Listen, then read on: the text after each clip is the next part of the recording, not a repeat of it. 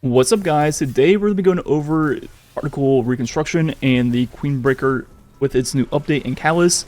This thing is an absolute DPS monster, easily some of the highest DPS and total damage in the game now. A must use in almost every situation. It is kind of like the DPS king now. And before we get into all that, I thought this would be disabled pretty much instantly, but it hasn't been disabled yet, is the Lord of Wolf with its hip fire damage. Lord of Wolves did get updated this season, but it's clearly bugged right now, doing way more damage than it's supposed to, so definitely take advantage of that until it is disabled. I would have thought it would have been one of the first things to be disabled, so I didn't even plan on making a video, but just in case you guys haven't heard this yet, definitely use it right now. I imagine it's going to be disabled for the dungeon tomorrow, but I mean, who knows?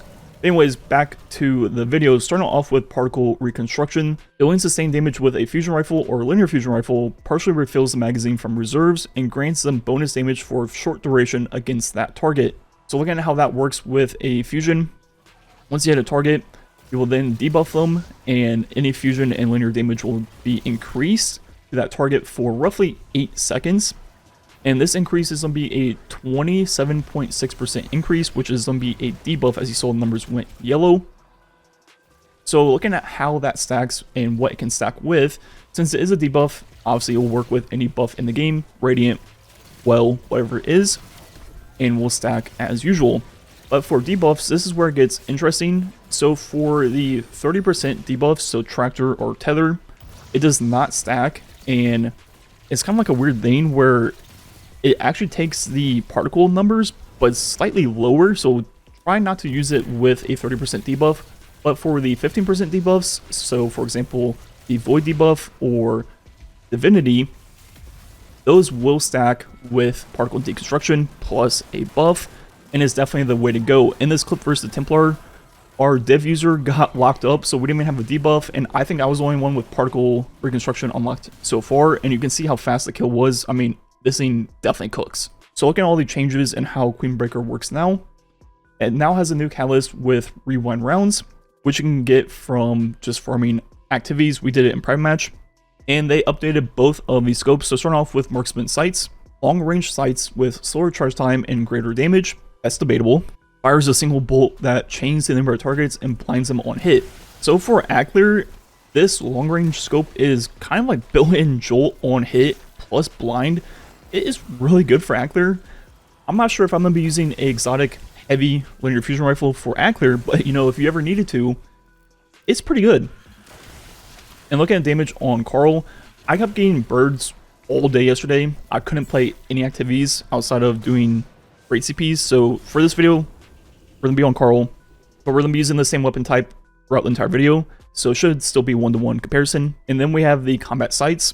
Low zoom sights with faster charge time and handling, fires a 3-round burst that reduces charge time even further on sustained hits.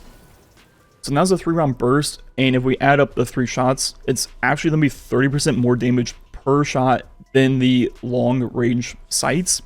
So yeah, not only is it supposedly faster charge time, it's also higher damage.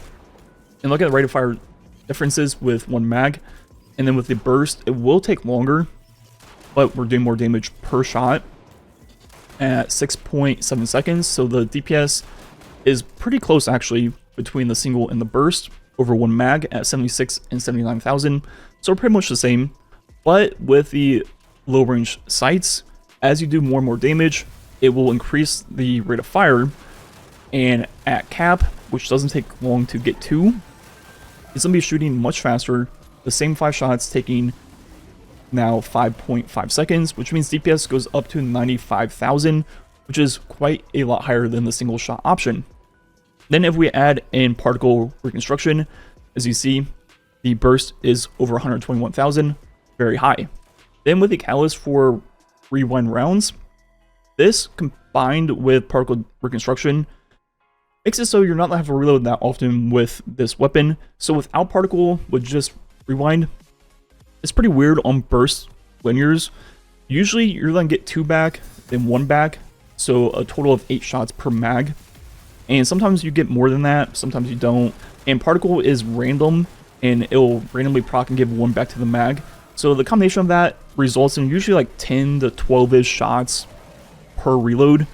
So, you know, just less reloads overall with those 2 things on this weapon. So comparing it to two linear fusions, another first one, the scintillation with bait and switch. Looking at damage on Carl, it's going to be nearly the same damage with bait and switch as the Queenbreaker, hitting for 35,000 per shot. And look at the rate of fire, once again 5 shots. It's going to take 6.9 seconds.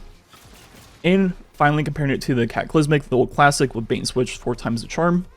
Damage on Carl, it's going to hit for 73,000, but it's going to shoot a lot faster. 5 shots only takes 4.7 seconds. So the DPS of all 3 veins with particle reconstruction, the Queenbreaker is still on top at 121, while the other 2 are just under 100k. So they're not that far behind, but I mean a good 20% more with the Queenbreaker. And finally, looking at the total ammo of these weapons, Queenbreaker is 28.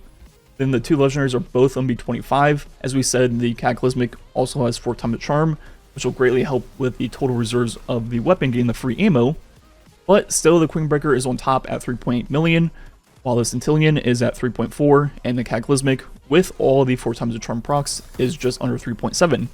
So the Queenbreaker is definitely the king of linear fusions this season, and with particle reconstruction, stacking with div or void debuffs, it is very strong. I'm going to make a video down the road with the Darcy and snipers, and hopefully when I get around to that video, I can actually play activities so I can do true boss damage numbers. And when I do that video, I'll throw in the Queenbreaker with updated boss numbers.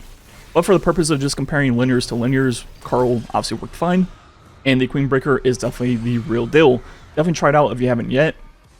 And like I said, we farmed the Catalyst in private match. I think the game mode's Collision. You just put the score to 5, capture the zone, and it just ends in like a few seconds. And just do that over and over again, and you'll get the Catalyst. And when you're in a fire team with everyone using this thing, you just want one person to use div. It is a burst linear, so depending on the target, sometimes it's hard to hit all 3 shots, so div will help. Plus, it's one of the debuffs that actually stacks. So definitely just use div in a fire team. But yeah, definitely give it a try if you haven't yet this season. I'm interested to see how it compares to Darcy once the dungeon's out and things kind of calm down.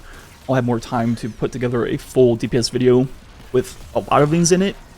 So definitely look forward to that. Like usual, thanks for watching. Catch you guys next time.